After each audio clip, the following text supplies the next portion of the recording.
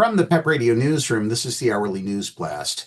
LGBTQ Nation is reporting State Senator Stuart Adams, a Republican leader of the Utah Senate, once said that transgender athletes put cisgender girls at risk.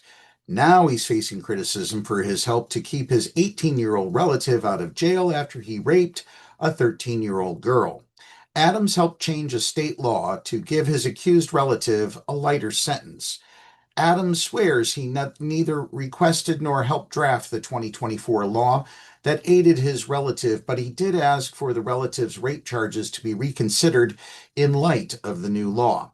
Utah state law says that people under the age of 14 can never consent to sex, and the old statute required that 18-year-olds receive a first-degree child rape felony charge for having sex with anyone 13 years old or younger. The felony charge required the rapist to also register as a sex offender.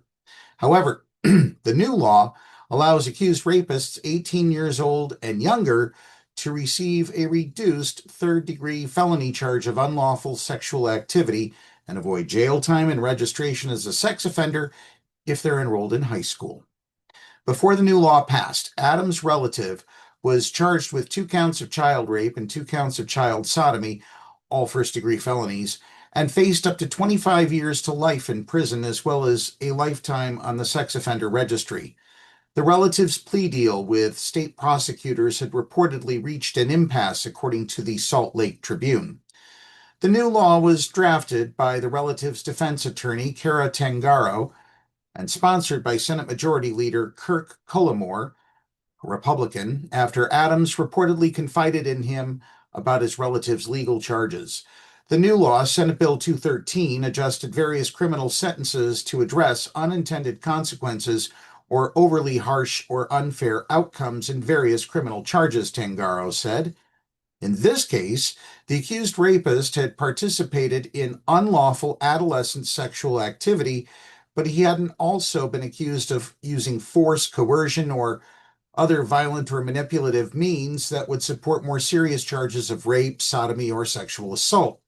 Attorneys also pointed out that under the old law, if the accused rapist had been 17 and his victim had been 14 years old instead of 13 years old, the accused rapist would have been charged with a Class B misdemeanor rather than felony charges. Utah Governor Spencer Cox, a Republican, signed Senate Bill 213 into law on March 19, 2024. 2 months later, Tangaro informed Judge Michael DeRata, the judge who was then presiding over the case, that the accused rapist's plea deal would be changed because of the new law. As a result, the accused rapist avoided jail time and a lifetime on the sexual offender registry. While the sponsor of the bill was unaware of the case, I did not request the legislation and did not intervene or give input on the drafting of the bill, Adams told the Salt Lake Tribune.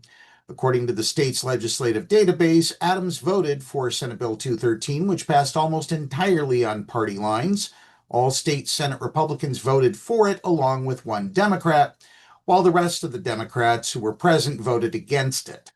1 Democrat and 4 Republicans were absent from that vote. Adams' relative received a second-degree felony charge, which Adams points to as proof that the new law didn't affect the outcome of his relative's case. The Tribune noted that the new law wasn't made retroactive and the accused rapist wasn't charged with the new law lower-level crime created by the law.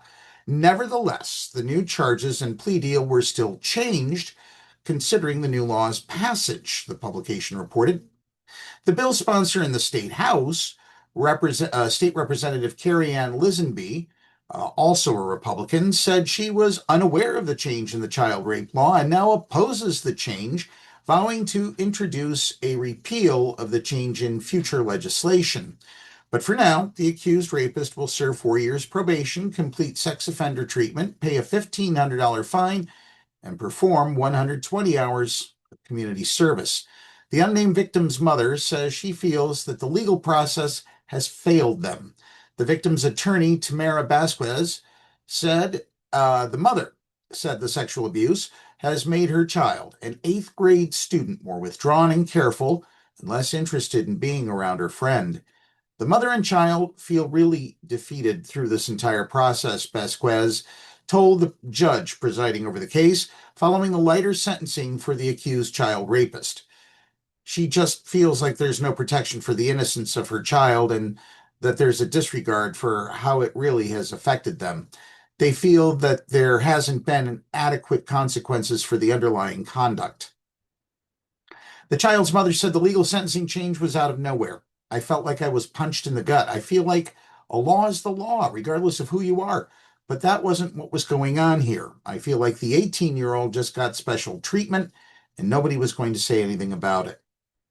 Several months after voting for Senate Bill 213, Adams and other Utah state Republican leaders issued a statement claiming that they were very concerned about the safety of girls and women in the context of transgender people participating in sports. Female athletes deserve the right to a safe playing field, fair competition, and equal opportunities, the statement said. Institutions across the nation have failed to take action to ban trans athletes, thereby undermining vital protections and putting female athletes at risk. That's the news blast for this hour. Download the Live 365 app to take PEP Radio with you wherever you go. Up next, we have the Meadville area weather forecast here on PEP Radio.